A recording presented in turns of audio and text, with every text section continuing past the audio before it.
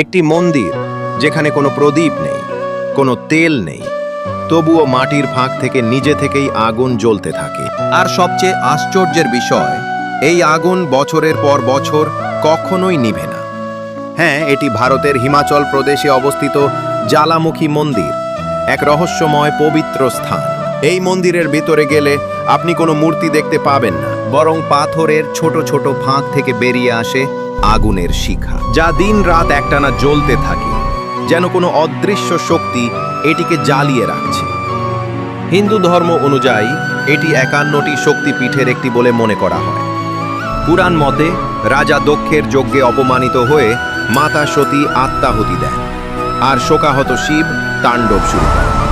সৃষ্টিকে রক্ষা করতে বিষ্ণু তার সুদর্শন চক্র দিয়ে সতীর দেহকে বিভিন্ন অংশে বিভক্ত করেন। কথিত আছে এই স্থানেই পড়েছিল তার জিহ্বা, আর সেই থেকেই এই আগুন জ্বলছে। অনেক বিজ্ঞানী ও ভূতত্ত্ববিদদের মতে মাটির নিচে থাকা প্রাকৃতিক গ্যাস থেকেই এই আগুন জ্বলতে পারে। তবে আজও এর সম্পূর্ণ রহস্য কেউ নিশ্চিতভাবে ব্যাখ্যা করতে পারেনি। তাহলে এটি কি শুধুই প্রকৃতির খেলা, নাকি সত্যিই কোনো অলৌকিক শক্তির প্রকাশ? আপনি কি মনে করেন? কমেন্টে লিখুন জয় মা পার্বতী।